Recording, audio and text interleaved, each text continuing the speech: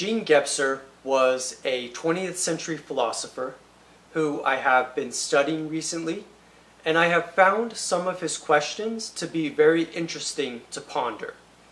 Now there are two parts to what I would like to describe as what I'm understanding as part of his philosophy. So without further ado, let's dive right in.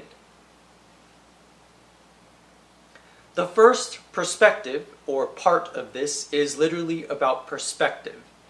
The idea is that whenever we are steeped in a worldview or tradition or point of view or perspective, we have limited ourselves. And the reason why we've limited ourselves is because we are only looking at things from that worldview or from what we expect to be true.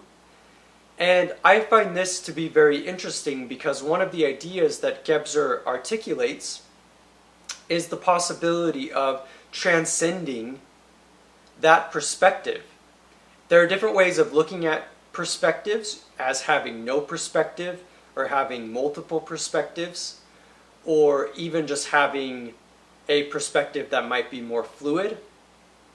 And while I don't want to overemphasize what any kind of perspective or non-perspective you would need in order to live life, I have been very interested in this idea that you could live very fluidly in society and in the world in a way that is not so entrenched in a worldview or perspective or point of view, and I find that to be very fascinating, and I will explain why in a moment. But there is another point of view that Gebser articulates, and that is rationality, or I would describe it as the mental structure. And so there are two structures among many that Gebser articulates and discusses, and that includes the mental structure and the mythical structure. The mythical structure is a perspective that is often very fluid because it is focused on making associations through myth, or at least mythical elements. And so the idea is that this perspective is much more loose. It is often described as being the perspective of ancient folk, specifically, as an example, the ancient Greek before the advent of philosophy, such as with Plato. And so the idea is that in this perspective you are very fluid. You are much more open to explanation, you're much more open to what is going on in the world, and you're not focused on nailing it down in a specific way by using rationality. The mental structure, by contrast, is a little bit more complicated, and this develops out throughout history and civilization. And it seems to be the idea that you actually are very rational, and what rises out of this is materialism as an example, which would be the belief of the world as being strictly material, as opposed to any mental or spiritual elements, and often is a component of modern science. Materialism would be a possibility, but there are other ways of looking at it, including rationality, and what this often means is that rationality can become very limiting to having a fluid and open-ended perspective. Or I would even say lack of perspective, of keeping things loose and very, I would describe, open. And so the reason why I've been thinking about this is because I have been worried about my rationality as limiting my own ability to perceive the world in more nuanced and interesting ways. And while I would not say that as an example, in this example, that the mental structure is always limiting and authoritarian and controlling, that would be more of an extreme, it is definitely possible to say that if we focus too much on scientific reasoning, or we focus too much on logic, or we focus too much on just using reason and rationality to come to our conclusions, we do miss out on the beauty of myth and the beauty of possibility. And I do think that that is very important to keep in mind, that we don't want to limit our perspective. We don't want to limit what we are able to understand about the world.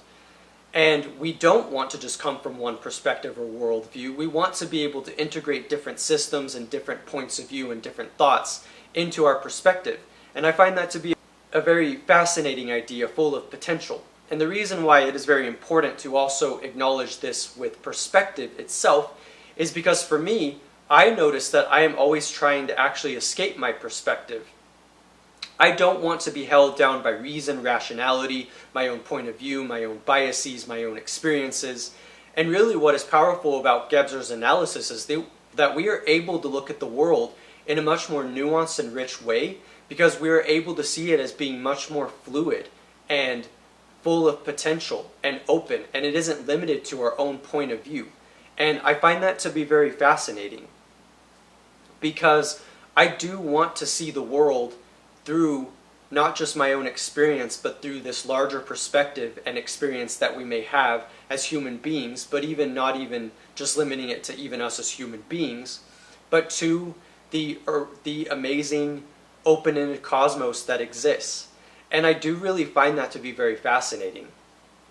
The reason why I wanted to talk about these ideas specifically is because I am very moved by the notion that we don't have to limit our perspective. We don't have to limit the way that we think to one atomistic point of view.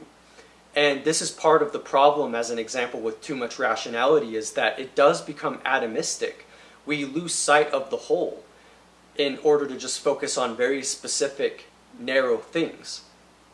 And I think that we easily lose track of our open-mindedness and ability to have open-ended potential whenever we do that. And so I myself am always trying to open up my perspective, and this is why I have enjoyed Jean Gebser, because he helps me tap into some of that by way of not forcing my mental structure or the mental structure, as well as allowing myself to exist without a perspective.